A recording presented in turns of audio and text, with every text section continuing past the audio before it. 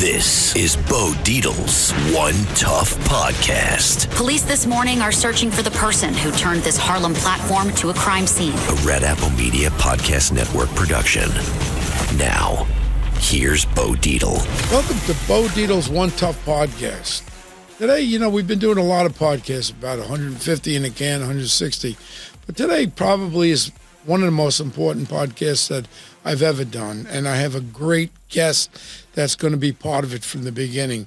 How I titled this podcast is the biggest threats to America today, our pending doom. In reality, we're going to talk today about this is probably one of the most dangerous times for America in our history. We all went through 9/11. I was down there that day when the towers came down. I stayed there for a lot of days. And we always said, we're never going to let this happen again. Well, it was only a little over 20-something years ago. And right now, I really believe we're embarking upon one of the biggest threats ever to this country.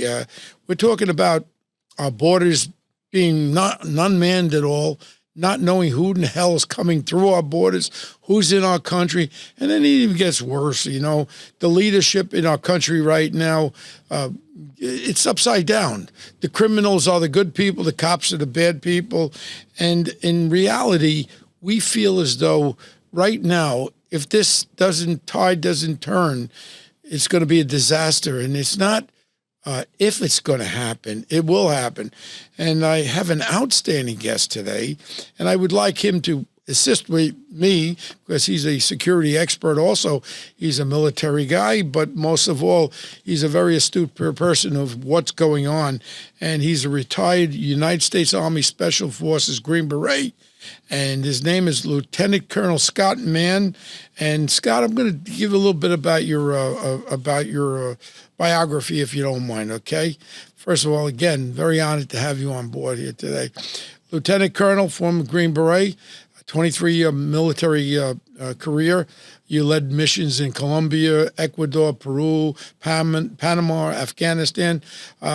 Founder of the Rooftop Leadership, expert in rapport building skills, helps today's leaders. You do a lot of talks as far as with leadership and not just as far as with security. You were a founder of a task force called the Task Force Pineapple, which I had one of your compadres on my show, and we talked about that a little bit. And then also, you have a best-selling book out there, Game Changers, Going Local to Defeat Violent Extremists. And you have a play, actually, that you have a one-man play about called The Last Out. Came out in 2022. It might be coming out again. And you have 3 grown sons. Any of them in the military? I've got my oldest son is a captain in the infantry, and my middle son is in federal law enforcement. Well, congratulations. Thank them for their service. And you married for 20 years. But more important is I want to take let's take the scab off the wound right away. And I broke it down to 3 different areas.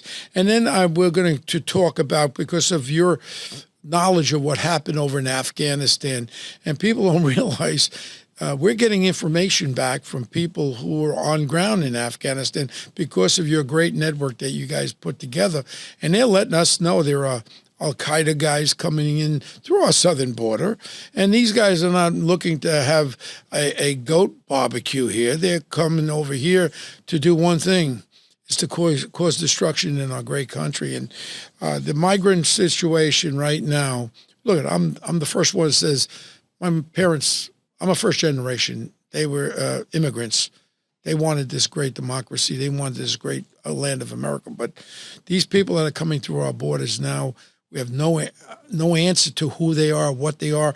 And the funny part about it is when they get stopped, all they got to do is make up some kind of a story that they're coming here because they want freedom and all that.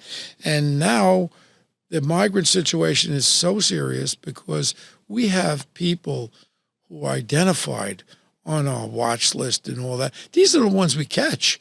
Then they got gotaways. We're talking about maybe 1 million gotaways. So maybe if 1% of those gotaways are terrorists that are coming into our country, and it goes on. And then we hear about these gangs from Venezuela. These are criminal gangs that are coming in. They're opening up jails. They're sending them to the United States. It was kind of like when Cuba opened up, when Fidel Castro emptied out all the scumbags that were incarcerated in Cuba. And they are only coming into our country for one reason, is to cause chaos and commit crimes in the city. And we can pick up the paper every day. Why don't we talk a little bit about the terror side of it first, because this is one of your specialties with the Al Qaeda and there's other groups. So I'd love a little of your insight from what the knowledge you have, what has gone through, what is coming through, and what is going through our southern borders right now in America. Yeah, thanks, Bo. Thanks for having me on. Huge fan, and I've followed your work for a lot of years, to include when I was on active duty. And the way that you led after 9/11, for a lot of us who went on to fight a 20-year war, you were a big part of it. You and a lot of the other leaders that stood up after the dust cleared. So thank you. It's a special thing to be talking about this with you, because I know the level of loss that you encountered. I lost my Ranger buddy on 9/11 and just kept losing buddies after that, And so when I talk about this, the first thing I always tell leaders like yourself is, the first thing is to understand is I'd rather not be talking about it. I left the Army in 2013. I retired on my terms. I was ready to move on. I frankly didn't like where things were going in Afghanistan then under the Obama administration. And that's why I retired. And I felt like it was heading where it is right now. But I got pulled back into it in 2021 because one of my buddies, an Afghan commando named Nizam, was on the run, and he had spent his adult life fighting alongside us. And, there was nobody there for him. And so a group of veterans came together and we helped get him out using relationships and cell phones. I tell you all that because what I'm about to lay out and what I'll lay out for the rest of the show is coming from veterans like me who were special operators who fought in this war. And we answered the call when our guys called us and we're in trouble, and they're still talking to us. And what they're telling us is that there is an unprecedented growth, reemergence of Al Qaeda, ISIS, and 20 plus violent extremist organizations in Afghanistan who are training on the very NATO bases that we occupied for 20 years. And they are developing capabilities that are better than what they had in pre-9/11. They have thousands of more operators than they had pre-9/11. And if you want to know about their leadership, Hamza bin Laden, the son of Osama bin Laden, is now back in Afghanistan. He is married to the daughter of Mullah Omar. He is married to the daughter of Ayman Zawahiri. And he is married to the daughter of Siraj Haqqani, the three most wanted perpetrators of 9/11. Now, I'm sure that's just a random coincidence. But what is lining up right now is a perfect storm that, in my estimation and the estimation of a lot of global war on terror veterans, exceeds what we saw pre-9/11. And we're talking about now the technology as far as there with these drones. And we saw how comprehensive they can be. I mean, what's them to stop the Jets-Giants game Saturday to have an exhibition game, flying a drone over there, put a mortar round in there, and explode it over there, go to Grand Central Terminal, Times Square. The chaos is coming our way, and the ridiculous southern border is a great entrance to our great country, and I'm sure many of them are here right now, and we have no idea who's here or who's even coming, and we're not stopping them, right? Right. I mean, what's coming across the border, that 8 ISIS-K affiliated Tajiks came across the border not too long ago. There are many more gotaways than that even the Border Patrol is warning of, imminent threats. It's all of the indicators are there, Bo. And here's the other thing that's just as terrifying to me, if not more terrifying. The southern border is open, but also legal immigration, where these operators would come across using fake passports, fake credentials, because the Minister of the Interior in Afghanistan is Haqqani. He has a $10 million FBI bounty on his head. He's known as the father of suicide bombing. He's actually in charge of the Afghan passport office. So when they come with their passport, we have an assumption that it ain't what it looks like. Am I correct? 100%. And we know that he's issuing fake documents. Not only that, we abandoned our entire biometric system. We did not destroy the biometric system that was established in Afghanistan. So he can actually run operatives through the biometric system before they come here to make sure they don't pop. Wow. So now, in other words, also, we have people that we left behind there. We went through this with your Operation Pineapple, and people understand what that is. That was the fact that we were trying to get these interpreters and people that were saving our soldiers over there from imminent attacks and all that. And then we just left them high and dry. They were murdered, the family, wives and daughters raped, and we just left them behind. And then the names of these people that were cooperating with the United States military were given, and then their families, and they were massacred there in Afghanistan. And this is something we left behind, but now we still have a little bit. And what came to mind right now is I just heard something the other day about with Israel that this Iranians now didn't attack because we're giving up the information of some operatives that we have Israeli operatives in Iran, and that was part of the deal. Did you hear anything about that? What I do know is what I've heard is that the Iranian tie to Al Qaeda is intensely more entrenched than it ever before. Iran has their hooks in Afghanistan in a variety of ways, to include in some ways with the resistance forces that are fighting there. And so Iran is much more complicit in terrorism, even Sunni terrorism, even though they're a Shia country, they're much more complicit than they've ever been. And here's the other thing. So it wouldn't surprise me at all. I've not heard that. But we're talking about what I heard was these were people that were working with Mossad and the Iranians that were able to implement that bomb and blow that piece of garbage up, that Hamas guy over there. And now part of the deal is to give up the names. And I would not be surprised if this moron Secretary of State, including the moron that's heading our defenses over there, is cooperating with Iran so they can cease down this thing before the election, because no one wants to see anything happen before the election. It's very obvious that it was, let's quiet the Iranians down so they don't smack back. And it's just puzzling me. They said they were going to come and hit, and now it's, 30 days later, nothing. Yeah, it wouldn't surprise me, Bo, because after Afghanistan fell, our government allowed the Taliban to come back into power, allowed Siraj Haqqani to take over the Ministry of Interior and travel with impunity. And we're giving around $80 million every 10 days of U.S. tax dollars to the Afghan Taliban government. If you can believe this, 40 million of it is to conduct counter-terror operations against ISIS. So no, it wouldn't surprise me at all if that kind of deal was made with Iranian intelligence, because it's the kind of just nefarious work that we've been doing with known enemies. And what bothers me is that Iran, we know, has an existing relationship with Al Qaeda that we have never seen before. Like, it runs very, very deep. And one other thing I want to point out that you brought up is really important. Is one of the things that we're hearing from our contacts is that what you saw on October 7 in Israel with those localized horrific attacks where people live, work, and play, very similar to what you saw in Russia at the theater by ISIS where people live, work, and play. Mm-hmm.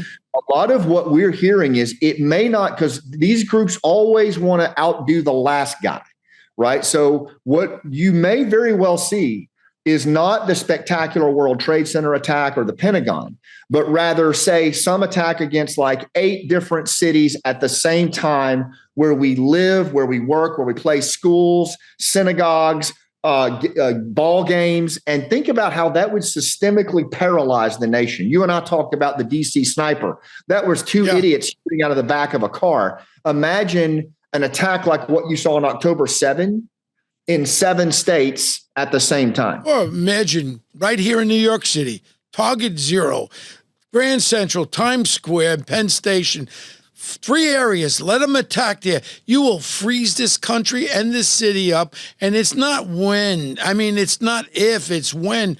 And the reality is that no one really is dealing with this. And and I don't want to get political right now, but I mean, the way things are looking, I mean, people don't like Donald Trump. I know him 40 years, but that's the only alternative here, because if Kamala gets in with the other commie vice president candidate, we got real problems. If they take over the Congress, they'll be pushing through these laws. But for some reason, they're missing the most important laws. The most important issues for this presidential races are our southern border, crime. And that's going to bring us right into the other part of what I wanted to talk to you about. We're talking about the George Floyd effect. And, being from law enforcement and all that. When that occurred, when they were able to riot freely, burn down, assault, even actually murders were involved, no one arrested, and just let them go. And now it's topsy-turvy. Now the cops are looked upon as the bad people, and the criminals are looked, we got to take care of them. You've got gangs in New York City from Venezuela. These gangs are just out for one reason, is to commit all these crimes. And right now, in our cities, across this nation, we got the George Soros who are supporting these district attorneys that are one thing, bail reform. Do not get bail. We got people locked up 25 times for felonies, and they're assaulting, robbing. No bail. How does that stop? I mean, you're a very astute person. How do you stop a criminal from committing crimes when you're letting them out with no bail? Yeah, I mean, there's no precedent and there's no consequences. That's the biggest thing I'm concerned about. There's no consequences for the actions of these guys, and just where's the leadership? Where's the leadership? As the father of a young law enforcement guy, I mean, like, I look at that and I think about how he even has to think about how he comes home at night. I've never thought I would see that in this country, where the impact on law enforcement and the way that they've been derided is so bad. Now, here's the other thing from a terrorism perspective. Yeah. When these guys hit us at a state and local level, and they will, it's going to be local law enforcement that will carry the day, and first responders, and we're going to rely on them way more than we do the federal government. And we have treated them like crap for the last several years. And I just wonder how that's going to factor in when that reckoning comes, and we need them more than ever. Well, we had a commissioner here, a good friend of mine, Ray Kelly, one of the great commissioners. I think he was a lieutenant colonel like yourself in the United States Marine Corps, but not from the Army. And Ray Kelly was our commissioner here, and we had so much great intelligence, and he had it around the world, and we were able to gain this before it happened. Now, you know what we have? We have what they call ugats. Ugats means in Italian, we got nothing. And right now we have nothing. We have no intelligence. I grabbed the governor of New York State at a fundraiser. I actually gave her some cash. I gave her $5,000. I don't know why I did that. I guess just to talk to her. And I says, Ms. Governor, whatever they call her, I don't know, Ms., Mrs. And I said, why are we not turning over convicted or not convicted people who are felons, who get arrested on a felony, who are illegally in this country? Why can't we turn it over to ICE so this way we can find out who the hell they are? No. The city, no. We have a city council of morons over here in New York City that are against everything cops. Defund, and make the cops. You go to a cop, ask them a question, they got to go on a computer, and they got to print this out. It's all to protect the criminals. And we just keep sliding down and down and down. And it's just terrorizing my mindset, thinking about what the future is, because I see it coming. On that initiative, the third part about what I wanted to speak to you about is we all know about these Chinese nationals that are coming through our southern border. And I've been to Beijing, China for a week. They're all scumbags over there, all commies over there. And I'm going to tell you something about the Chinese people. They're bent a 40-year plan to take over the world, and that's part of it. These guys are coming in there. They're not coming over with their families and babies to have a good life in America. They're coming over for another reason, and I'll tell you what the other reason is. They are infiltrating our country as we speak now. They're looking at all our infrastructure, our energy infrastructure, all that. You don't have to go. You go to Boeing, you go to any of our defense contractors. Every aspect has been hacked. And I'm going to tell you, look at our F-35 fighter jet and look at China's top-of-the-line fighter jet. They look like they were blueprinted. off each other. It's exactly what it is. They've knocked off every aspect of our military, and they've hacked into everything. Now they're into our country right now. This is going to be something where they don't have to fire a rocket or a bomb at us. They could just shut off our infrastructure or our energy grid. They could control us like we're puppets. What's your feelings about this China thing? I know that you have a lot of intelligence on that.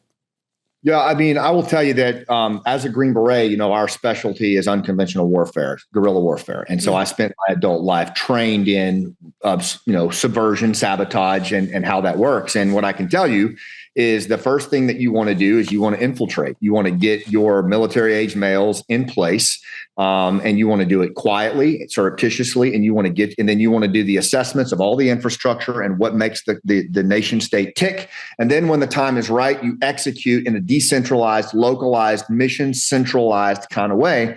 And that's exactly what they're doing. And what I worry about probably more than anything else, Bo, and you've hit all three of them today, but I want to kind of bring it together, is I worry about this nexus of nation state bad actors like China, international gangs tied with local gangs, tied with violent Islamist international extremists. What if there's a nexus of all three? What if there's a collaboration between all three of those? And I think there is. I think that there absolutely, because what they all share in common is divesting and destroying the United States and its way of life. And every single one of them has a stake in that and power.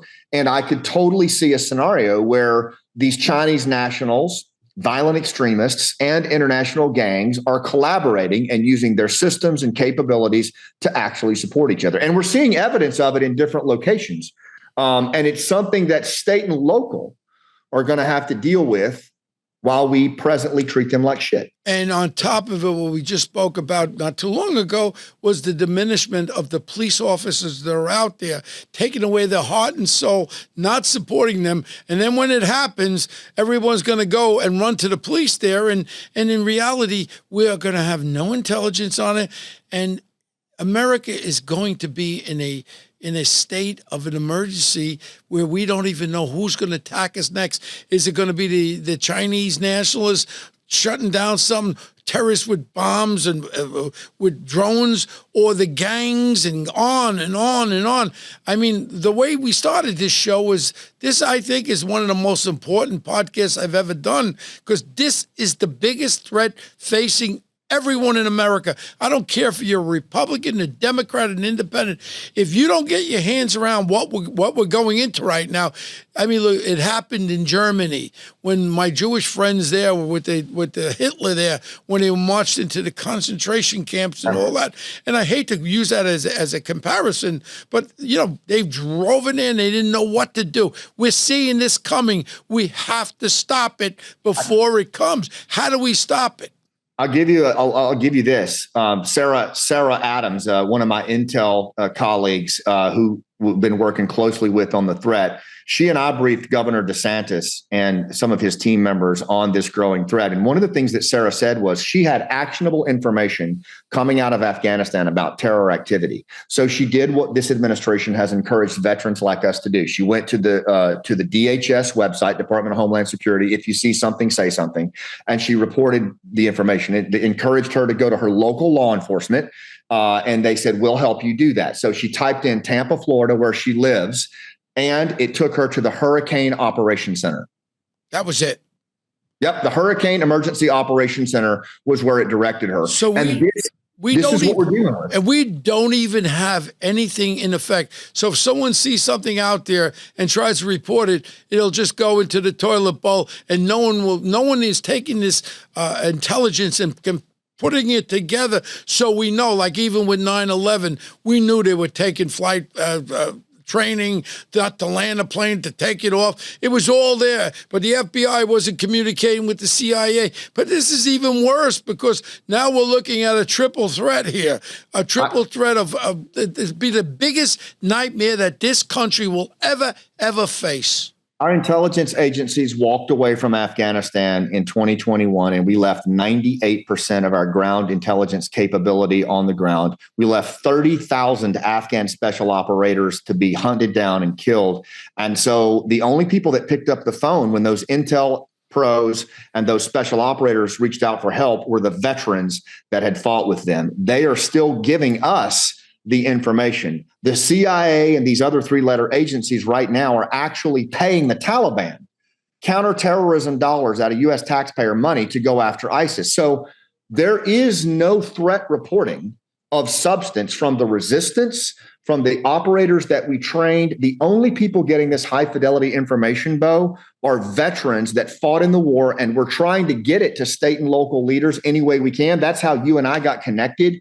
And we're committed until we see our government responsibly step up. And I'm like you, this is not a Republican or Democrat thing, but I want to see some responsible stewardship on managing the intel that's coming out of these terror safe havens. And until I see it, the veterans will continue to share this information with whoever will listen.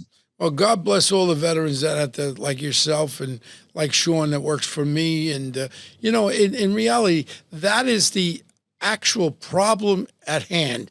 We're actually showing them the problem, how they're training, what it's all about, and it's to deaf ears. Now you do that with the Chinese nationals. Now you do that with the gangs that are coming over from Venezuela, the criminal activity. There's no intelligence to say, oh, yeah, these guys are part of this gang and all that. There's nothing. And then you got cops running around New York City and they don't want to get involved because they don't want to lose their pension. And then they could be sued personally and they could go to jail. What the hell do they want from the police department if you're not going to support them? You got a city council in New York City, morons there. You got a mayor, and I know him very well, Eric Adams. He tried to do the right thing. He can't do anything because the city council controls him like a puppet. I tried to get it on a referendum to give him the power back on policing and public safety. Everyone, and this is what we're facing right now. And I'm really, I'm scared. I got grandchildren in this city. I got children. I'm scared. I'm scared for your kids. You have grandchildren yet? Have you been blessed with grandchildren yet? Not yet, Bo. Not yet. Well, you're going to be blessed with them. God bless you. And you know what? I am scared. This is the biggest threat facing America today. And I'm going to try to get this podcast. I'm going to spend a lot of money to pump this thing out. I want people to understand what we're facing right now. And all the other crap is for naught. I don't care about buying bread or milk being high. I care about people's lives. We're going to be massacred in so many different ways. We're not going to know where it's coming from next. Yeah, it really is a very, very real threat. And one of the things that our folks are telling us, our sources, is that this isn't like planning that's underway. This is late stage preparation. And according to multiple sources, all of the operatives for the next attack are already in the United States and awaiting orders. Wow. If that doesn't scare the people of America, I don't know. Scott, thank you so much for your service and your family service and all the guys that are out there, all the veterans that really, really, really care. And the reality is that this probably should be played to everyone. Right now, before you vote for president of the United States, your future depends on this. Whether you like Donald Trump or not, he's a narcissist. I know him 40 years. Hold your nose and vote for Donald Trump. Because if you don't get him in, we're really finished. It'll go a lot faster if Kamala Harris becomes the president. This will happen at a quicker rate.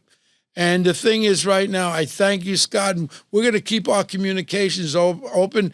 And if there's anything that I could do to help any of the veterans there, I'm a big veteran guy. And I don't know if you know it, President Trump actually congratulated me at Steve Ross's house when he was in his second year as the presidency.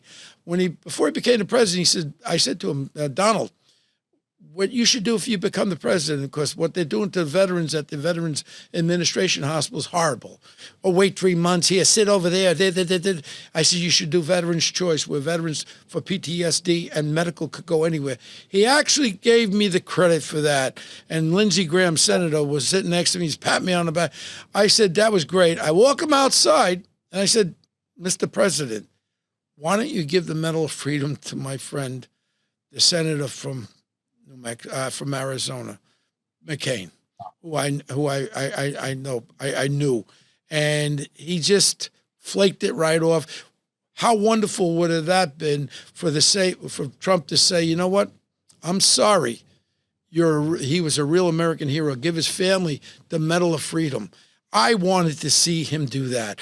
And I think that would have made every veteran say, look, you say some stupid things, you make a mistake, but then you apologize and you make his family feel great, because he was a true American hero, Senator McCain. I don't give a crap about politics. He was incarcerated 7 years in Hanoi, and we should recognize him as being a true American hero, and God bless his family. That's all I got. Thank you, Bo. And what I would close with is thank you for your support to the veterans over the years. And what I would ask is this. Is we are in, as we're recording this, we're in August and we're approaching 9/11. But what a lot of people don't realize is this is the 3-year anniversary of the collapse in Afghanistan. It started on August 15th with the collapse of Kabul. It grew to a low point on the 26th with the Abbey Gate bomber that took 13 of our bravest from us. And then it culminated on the 30th of August with the last plane leaving this country of Afghanistan. And ever since then, many of our veterans have been decimated by this. For 20 years, they fought this war. They did what our country asked voluntarily. And then we as a nation, we turned the page on them like a ServPro commercial, like it never even happened.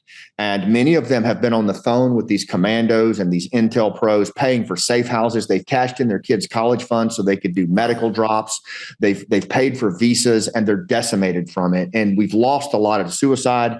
I lost one of my buddies to suicide from this. And what I would just say is maybe this month, instead of saying thank you for your service, is if you know somebody that fought in Afghanistan, fought in Iraq, look them in the eyes and thank them and tell them it mattered.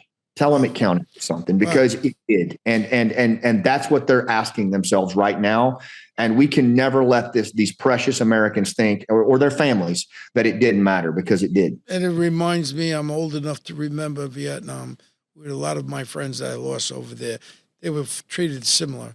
And they came back and they were treated like garbage, like these true heroes that fought in Afghanistan, all for nothing, in the sense that the America just disregarded them. And again, Scott, God bless them. God bless all our veterans, and God bless you and your family. Scott, thank you. We'll be in touch. Okay, Scott? Thanks for having me. Have a good day. All right. Thank you very much.